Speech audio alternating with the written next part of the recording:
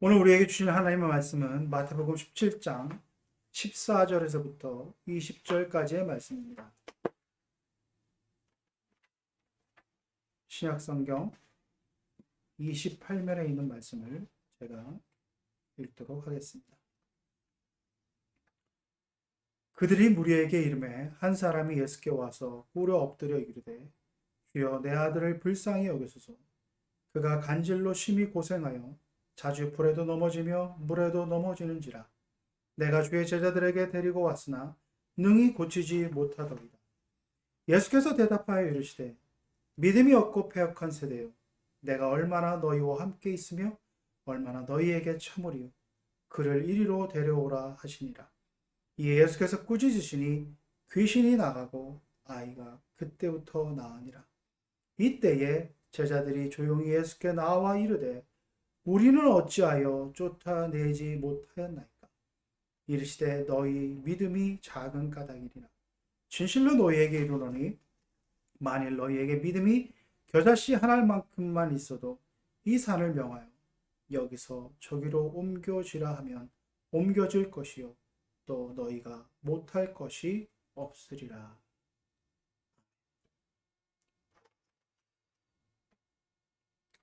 믿음의 문제들을 얘기하고 또 그것을 다루게 될 때 특별히 교회 내에서는 신앙적 관점에서 그것을 바라보는 것이 상식과 같이 여겨질 때가 많이 있습니다.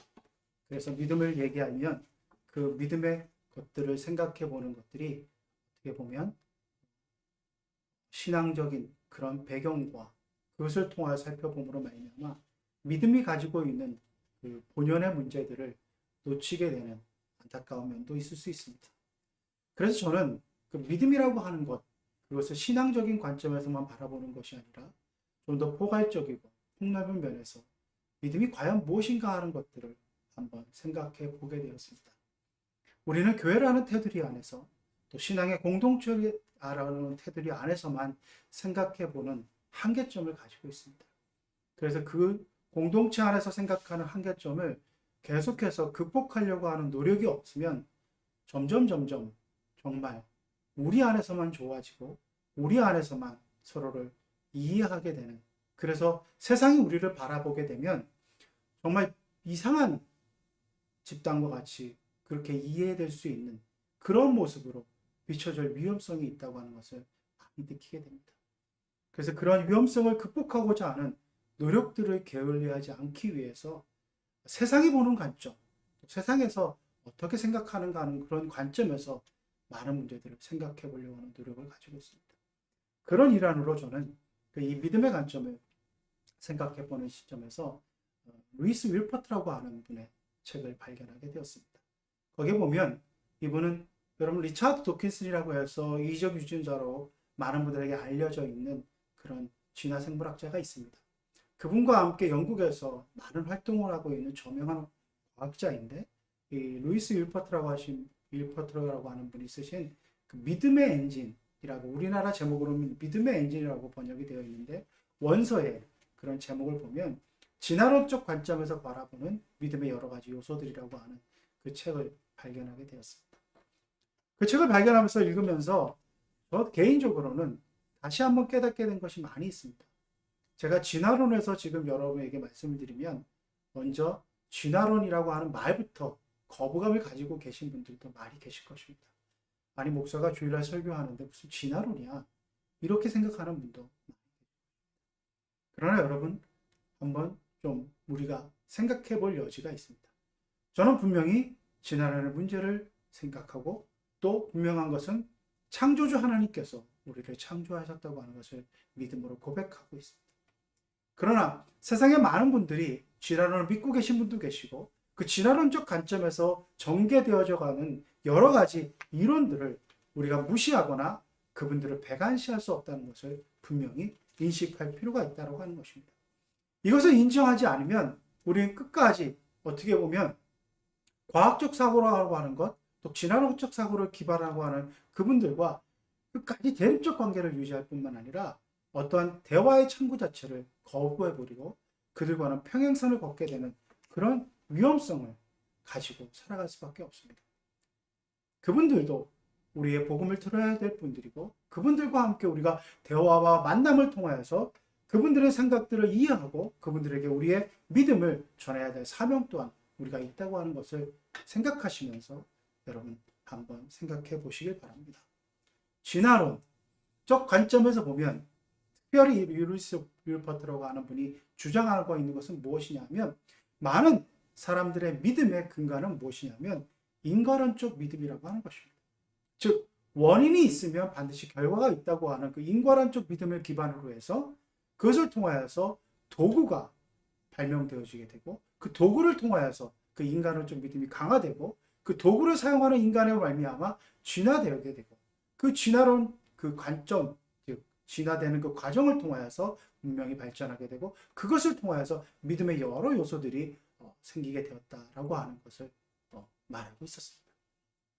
제가 이 책을 읽으면서 깨닫게 된 것 그것은 진화론을 믿는 그런 과학자들이 생각하는 관점도 이해할 뿐만 아니라 그들이 가지고 있는 진화론적 관점이 우리가 생각하는 창조주 하나님이 이 땅을 창조하셨다라고 하는 그 믿음의 고백 속에서 우리가 선포하고 믿고 살아가는 그 과정 또 그것을 확신 속에 우리의 마음속에 품고 있는 것들이 진화론과 평행선으로 가야 될 부분이 아니라 많은 부분에서 우리가 그들의 관점을 수용할 부분들을 수용하고 또 그들의 관점에서 우리가 말씀하고 있는 창조론이 얼마든지 그들에게 분명한 믿음으로 받아들일 수 있는 여지도 있다고 하는 것을 저는 개인적으로 깨닫게 되었습니다.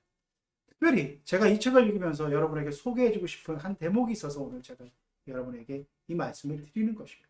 그것은 뭐냐 하면 루이스 버트가 결론적으로 말하는 것 믿음이라고 하는 것 그것은 많은 부분에 있어서 우리 생활의 근간을 이루고 있는데 그 믿음의 생활학 즉 자기가 믿고 있는 믿음을 자기의 삶 속에서 증거하고 그것을 가지고 생활하는 것 다 소중하다. 즉 내 믿음을 구체화시키는 것 다 소중한데 그것의 전제는 이것이다라고 말한 부분이 있습니다.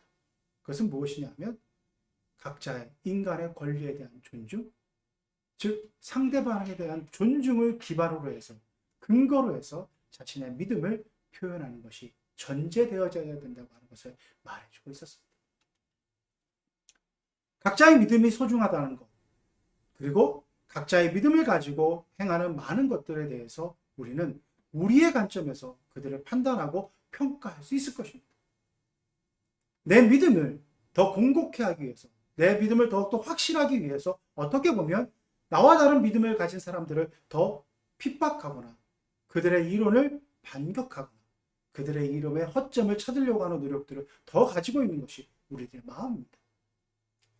루이스 윌버트도 그러한 믿음의 과정들에 가서 그것을 아주 단순화시키고 그것을 아주 명확하게 하는 이분법적 사고를 가지고 믿음을 강화시킨다고 하는 것을 분명히 얘기합니다. 그러나 그것을 생활 속에서 나타내고 살아가는 모든 것에 있어서 어떻게 보면 전제가 되어야 될 것은 무엇이냐면 인간에 대한 존중, 상대방의 권위와 상대방의 입장에 대한 그 서로를 배려하는 그 마음이 전제되어야 된다는 것을 끊임없이 얘기하고 있다고 하는 것입니다. 여러분, 우리는 믿음을 가지며 하나님 앞에 살아가는 사람들입니다. 우리가 살아가는 믿음의 모습들은 어떠한가? 그것을 한번 생각해 볼 필요가 있어서 오늘 제가 이 말씀을 드리는 것입니다. 믿음이라고 하는 것을 내가 가지고 있는 것, 내가 원하는 것을 얻고 그것을 획득하는 것에 초점을 준다고 한다면 그것은 결코 하나님이 원하시는 믿음의 모습이 아닐 것입니다. 분명한 것은 오늘 본문의 말씀은 그러한 믿음의 한계, 즉 우리가 생각하는 효용성의 가치를 내가 생각하는 것을 얻고자 하는 그것을 통하여서 또 그것을 응답받았다고 하는 그것을 기준으로 하는 그 믿음이 얼마나 허망한가 하는 것들을 분명히 말씀해 주고 있는 부분이 오늘 본문의 말씀입니다. 오늘 본문은 병이 걸려서 귀신 걸려서 그 아이를 데리고 와서 제자들에게 그 아이를 치료하고자 하는 그러한 사건을 기반으로 하고 있습니다. 그전에도 어떻게 보면 제자들은 병자를 치유하는 역사를 경험했을 것입니다. 그래서 담대하게 그 아이를 고치려고 하는 시도를 했습니다. 그런데 결과는 어떻게 되었냐면 그 그 아이를 고치지 못하였습니다. 그래서 그 아버지가 그 아들을 데리고 예수님께로 왔습니다. 그래서 자초지종을 얘기하고 예수님께서 그 아이를 고쳐주기를 원하는 마음으로 말씀을 드렸습니다. 그랬을 때 예수님의 반응이 어떠냐? 그것은 어떻게 보면 놀랍습니다. 그래, 당신의 말을 들어서 내가 아이를 고쳐줄 것입니다. 라고 얘기하기 전에 먼저 이렇게 말씀합니다. 17절 말씀에 보시면 이렇게 예수님께서 대답하십니다. 믿음이 없고 패역한 세대여, 내가 얼마나 너희와 함께 있으며 얼마나 너희에게 참으리요. 이렇게 일갈하십니다. 좀 의아스럽지 않으십니까? 예수님께서 긍휼의 마음을 여기 가지시고 그 아이를 구해주고 그 아이를 치유해주고 변화시켜 주시면 되는데, 예수님께서는 그 아이의 이 현상을 보고 그것을 고치지 못한 제자들을 향하여서 또 이 세대를 향하여서 한탄하시며 이렇게 얘기합니다. 믿음이 없는 세대, 패역한 세대, 이렇게 얘기하십니다. 여러분 좀 의아스럽지 않습니까? 어떻게 보면 제자들의 그 능력 부족에 대해서 안타까움을 마음 가지고 그렇게 제자들에게 다시 한번 용기를 북돋아 주실 만한 예수님인데, 예수님은 제자들을 심하게 질책하고 계십니다. 믿음이 없는 세대라고 얘기하고 패역한 세대라고 합니다. 그리고 내가 얼마까지 너희들을 참아야 될까? 이렇게 말씀하십니다. 그 마음속에 너무나 안타까움을 가지고 그들에게 말씀한 것입니다. 예수님은 그들과 공생애를 함께 하시면서 그들과 함께 삶을 살아가는 가운데서 많은 이적을 행하시는 가운데서 예수님께서 말씀 한마디면 모든 것을 행하시는 그 권세가 있음을 그들에게 보여주셨고, 제자들에게도 그 권능을 행할 수 있는 능력들을 분명히 허락해 주셨습니다. 제자들 또한 그 권능을 부여받아서 놀라운 이적을 행하는 경험도 하였습니다. 그런데 그 경험을 한 제자들이 예수님이 아니 계실 때 그것을 행하였을 때 그 이적의 반응이 없음을 보고 좌절하고 절망하는 가운데서 예수님께서 그들의 그 마음의 중심을 보시고 하는 탄식이 바로 오늘 17절의 말씀이라고 하는 것입니다. 보여지는 것, 내가 구하고 간구하는 것에 있어서의 변화가 없으면 우리들의 믿음은 근본적으로 흔들리는 것이 저 여러분의 인간의 속성이라고 합니다. 그 근본적으로 내가 원하고 바라는 것이 즉자적으로 이루어지고 그것에 대한 응답이 있을 때 우리의 믿음은 강화되는 것처럼 보이지만, 반대로 그것에 대한 응답이 지연되고 그것에 대한 변화가 없으면 근본적인 것이 흔들리는, 즉 하나님과 나와의 관계가 흔들리는 믿음 없는 자로서의 모습을 가지고 있는 우리의 모습이 제자들의 모습이라고 하는 것입니다. 예수님은 그것을 보시고 안타깝게 여기시고 그것을 보시고 패역한 세대라고 말씀하신다고 하는 것입니다. 믿음의 문제라고 하는 것은 내가 원하는 것을, 내가 바라는 것을 간구했기에 얻는 것, 그것으로만 평가되어질 문제가 아니라고 하는 것을 분명히 이 사건을 통해서 우리는 깨달을 수 있습니다. 더욱더 이것에 대해서 명확하게 알 수 있는 것이 누가복음 7장에 나와 있는 백부장의 믿음을 칭찬하는 그 사건에서 우리가 알 수 있습니다. 누가복음 7장에 나와 있는 백부장 사건은 이렇습니다. 백부장이 자기가 사랑하는 종을 위해서, 그 종이 병에 걸려서 그 종의 회복을 위해서 그 유대교 장로들을 예수님께 보냈습니다. 그래서 유대교 장로들이 와서 그 백부장이 얼마나 우리에게 소중한 사람이고 얼마나 우리 민족을 위해서 좋은 일을 많이 한 사람이기 때문에 그 백부장을 청을 들어주셔야 됩니다 라고 예수님께 청하는 모습이 나옵니다. 근데 백부장은 참으로 놀라운 이야기를 예수님께 드립니다. 예수님께서 그 백부장의 종을 고치기 위해서 오시는 과정 속에서 백부장이 다시 사람을 보내요. 예수님께 이렇게 청합니다. 예수님, 저도 다른 사람의 명령을 듣는 사람이고 또 저도 다른 사람에게 명령을 내리는 사람입니다. 말 한마디면 그가 이리로 오라 그러면 오고 가라 그러면 가라는 그런 것을 제가 할 수 있는 사람입니다. 그러하기에 예수님께서 저희 집에 오시는 것을 제가 감당할 수 없습니다. 예수님 그곳에서 제 종을 위해서 나으라고 명령만 하시면 나을 것을 믿습니다. 그런 취지로 예수님께서 말씀 전합니다. 그랬을 때 예수님께서 누가복음 7장 9절에 이렇게 말씀하십니다. 예루살렘 중에, 이스라엘 중에 이 같은 믿음을 본 적이 없다. 이렇게 말씀하시면서 그 백부장의 믿음을 아주 극찬하십니다. 믿음의 본질이 무엇인가 하는 것을 보여주는 말씀이라고 하는 것입니다. 믿음이라고 하는 것은 권위에 대한 확신을 말하고 있다고 하는 것입니다. 말 한마디면 그가 직접 와서 손에 대고 안수하거나 직접 뭔가 행위를 통하여서 변화시키는 것이 아니라 그분의 자체의 그 권위를 인정한다면 그가 어디 계시든지 간에 말씀 한마디면 모든 것이 이루어진다고 하는 그것을 백부장은 믿었습니다. 즉 예수 그리스도의 권위를 인정했고 그 권위에서 나오는 놀라운 능력을 믿었기에 예수님께서 그런 청을 하실 수 있었고 예수님 또한 그 백부장의 그 마음을 아셨기에 이스라엘 중에 이런 믿음을 본 적이 없다고 하는 그 놀라운 칭찬으로 그의 믿음을 인정해주고 있는 모습을 누가복음 7장은 기억하고 있습니다. 저와 여러분은 너무나 많은 삶의 과정 속에서 믿음을 시험받고 있습니다. 그 시험의 여러 과정 속에서 우리가 간절하면 간절할수록 또 우리에게 절실하면 절실할수록 우리에게 절박하면 절박할수록 그것이 큰 믿음의 시험처럼 우리에게 다가올 때가 있습니다. 건강의 문제가 있습니다. 사업의 문제, 위기 가운데 있는 문제들이 있습니다. 물질의 문제가 있습니다. 또 자녀의 문제 또한 그렇습니다. 그 믿음, 그것을 통하여서 우리는 우리 자신의 믿음을 하나님께서 어떻게 우리가 인정받을 수 있는 믿음으로 나아갈 것인가 아니면 그렇지 못할 것인가라고 하는 스스로를 돌이켜보는 많은 사건들을 겪습니다. 그런 과정에서 우리는 우리들이 할 수 있는 노력들을 그 과정 앞에서 금식도 할 수 있고 그 과정 앞에서 우리가 할 수 있는 최선을 다해서 뭔가 하나님이 기뻐하실 만한 일을 하기 위해서 많은 노력들을 합니다. 그래서 그것이 내가 원하는 대로 변화를 맛보게 되고 내가 원하는 대로 결과를 얻게 되면 하나님께서 해주셨고 내 믿음의 승리처럼 여길 때가 있습니다. 반면에 그렇지 못한다고 했을 때 그것이 믿음 없는 모습으로 우리가 낙심하거나 좌절해버리고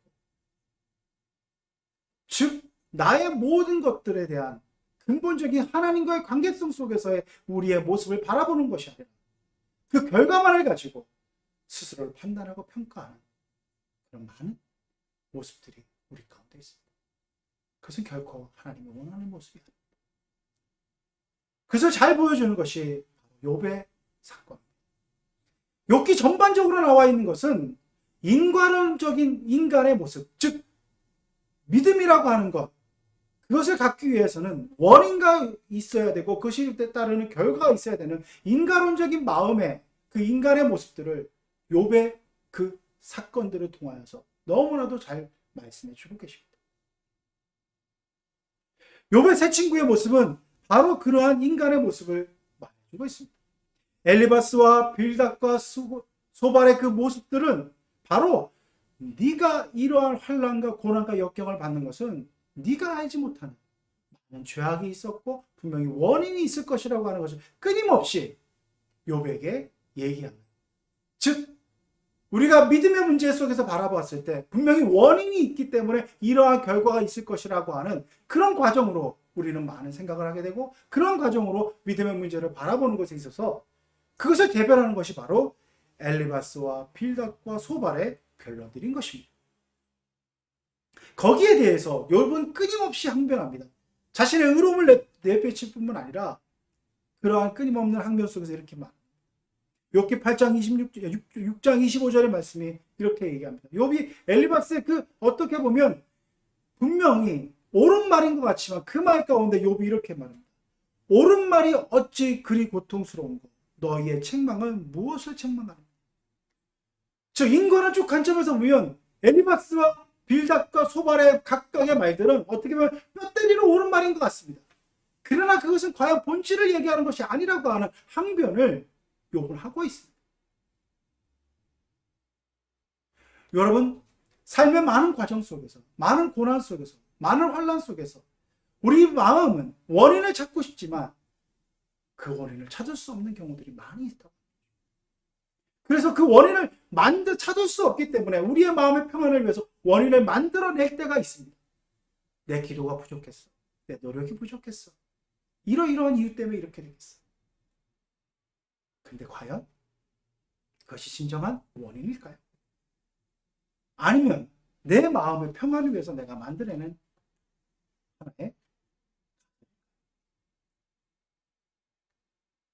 거기에 우리가 속아넣어 하게 되면, 그것에 마음의 평안을 얻고 거짓된 평안을 얻게 되면 우리는 많은 헛된 믿음 속에서, 헛된 과정 속에서 우리의 믿음을 잘못된 길로 인도할 수 있는 위험성을 우리 스스로가 간직하게 된다고 하는 것입니다. 오늘 많은 사이비들, 많은 잘못된 가르침은 그 인간의 나약함을 너무나도 잘 알고 있습니다. 그래서 인간의 허점을 잘 알고 있기 때문에 그 허점을 비집고 들어옵니다. 그래서 그 허점을 이용하여서 자신의 욕심과 욕망과 자신의 사리사욕을 이루기 위한 그것들을 원인이 있냐 얘기하고 포장하여서 자신의 욕망을 채우는 모습들을 볼 수 있게 됩니다. 원인의 문제 앞에서 욥은 끊임없이 자기의 의로움을 얘기하는 과정 속에서 이 엘리바스와 빌닷과 소발의 그 관계 가운데 계속적인 그런 마음 가운데 이렇게 얘기합니다. 너무나 괴로워서 내 마음이 그 원인을 찾기에 너무나 너희들 이러이러하다고 얘기하지만 나는 그것을 동의할 수 없다. 그러면서 괴로운 심령을 이렇게 토로합니다.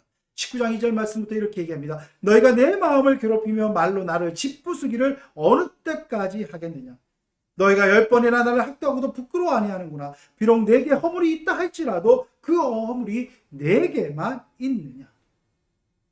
너희는 참으로 나를 향하여 자만하여 내게 수치스러운 행위가 있다고 증언하려면 하려니와 하나님이 나를 억울하게 하시고 자기 그물로 나를 에워싼 줄을 알아야.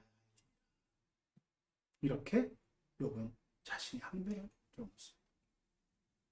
자신의 의로움을 얘기하고 있습니다. 그러한 욥의 항변 가운데 엘리후가 이후에 질책을 합니다. 35장 6절 말씀에 엘리후가 욥의 그러한 자신의 의로움을 항변하는 과정 속에서 그 얘기를 다 듣고 나서 이렇게 얘기합니다. 그대가 범죄한들 하나님께 무슨 영향이 있겠으며 그대의 악행이 가득한들 하나님께 무슨 상관이 있겠으며 그대가 의로운들 하나님께 무엇을 드리겠으며 그가 그대의 손에서 무엇을 받으시겠느냐. 그대의 악은 그대와 같은 사람에게나 있는 것이요 그대의 공의는 어떤 인생에게도 있느니라 라고 일갈합니다. 욥은 자신의 의로움을 변호한다고 하지만 하나님이 보시기에는 이 모든 것이 무엇이 의미가 있냐고 하는 것을 엘리후가 이렇게 일갈하고 있다라고 하는 것입니다. 그런 가운데 이 엘리후의 일가로에 하나님이 나타나십니다. 그러면서 여러분이 잘 아시는 것처럼 천지만물을 주장하시고 창조하신 그때에 너가 어디 있느냐. 하나님의 주권의 역사 속에서 감히 인간이 입도 뻥끗할 수 없는 그런 질문들을 통하여서 하나님의 절대적인 주권과 위엄을 욥에게 보입니다. 욥은 그 앞에서 아무 말도 못하고 엎드려 모든 것을 인정하며 나아가는 그 모습을 기록하고 있는 것이 욥기의 말씀입니다. 욥기를 통하여서 우리가 바라볼 수 있는 것은 인생의 환난과 고난 가운데 믿음을 지킨다고 하는 것, 그 믿음의 문제라고 하는 것은 우리가 어떤 원인을 찾고 그 원인 가운데서 결과 속에서 이런 것들을 해석해내는 것, 그것이 유익한 부분도 있지만 그것이 모든 것을 다 해결할 수 없다고 하는 것을 욥기는 말씀해주고 있습니다. 우리가 알 수 없는 이유, 알 수 없는 과정을 통해서 벌어지는 많은 과정 속에서 우리의 믿음을 잃어버린 순간들이 많이 있지만 우리가 놓치지 말아야 될 것, 그것은 바로 하나님의 절대적인 주권, 하나님의 권위, 하나님과 우리와 함께하는 그 관계를 깨뜨리는 많은 유혹 속에서도 하나님만이 나의 주인이시며 하나님만이 나의 인생의 모든 것임을, 나의 인생의 길을 예비해 주시는 유일한 분이심을 인정하고 그 관계를 깨뜨리지 아니하며 함께 나아가는 그것이 우리에게 진정으로 요구되어지는 믿음을 말씀해 주고 계시다고 하는 것입니다. 사랑하는 성도 여러분, 우리는 저도 마찬가지입니다. 즉각적인 응답을 요구합니다. 즉각적인 변화를 요구합니다. 즉각적인 어떤 뭔가 효과를 바라는 것이 우리의 모습입니다. 그러나 여러분, 거기에 속지 마십시오. 그것이 되어지지 않는다 할지라도 하나님은 우리와 함께 계시며 하나님의 하나님 되심을 우리가 기억하며 나가야 되는 것입니다. 우리가 그것을 잃어버리고 우리의 마음 가운데 하나님에 대한 것들을 놓쳐버리게 되면 예수님께서 제자들에게 말씀하셨던 것처럼 믿음이 없는 세대요, 폐역한 세대요, 언제까지 내가 너희와 함께하여 주며 언제까지 내가 너희의 아버지 됨을, 언제까지 내가 너희의 주인 됨을 보여줘야 하겠느냐라고 한탄스럽게 그 말씀을 우리 또한 듣게 된다고 하는 것입니다.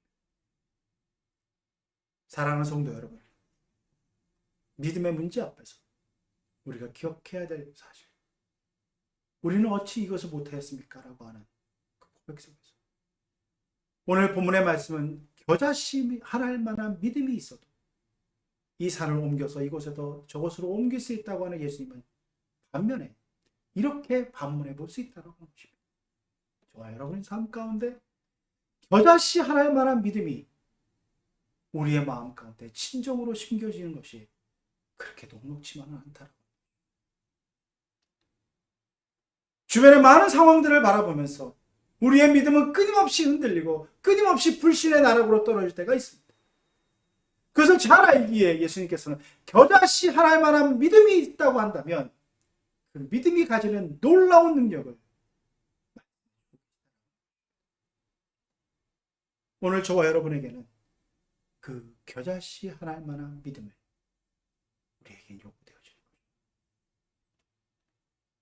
거예요. 어렵지만 상황을 바라보는 것이 아니라 예수 그리스도의 말씀이 있고 그 겨자씨 하나일 만한 믿음을 소망하며 그 겨자씨 하나일 만한 믿음이라도 나에게 주신다면 그것을 가지고 인생 가운데 하나님이 원하시는 삶을 살기를 결단할 수 있는 저와 여러분 될 수 있기를 간절히 함께 기도드리겠습니다.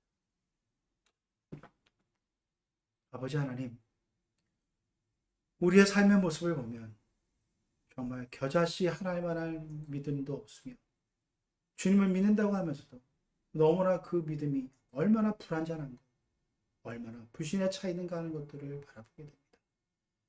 아버지여, 우리의 이 부족함을 불쌍히 여겨주시어서 우리의 마음 가운데, 우리의 심령 가운데 주님께서 겨자씨 하나일 만한 믿음을 허락해 주시어서 그 겨자씨 하나일 만한 믿음을 붙잡고 그 믿음을 붙잡고 말씀 가운데 굳건히 서서 하나님이 하나님 되심을, 하나님이 나의 주인 되심을 온 세상에 증거하며 살아가는 우리 모두가 되어질 수 있도록 주님 역사하여 주시옵소서.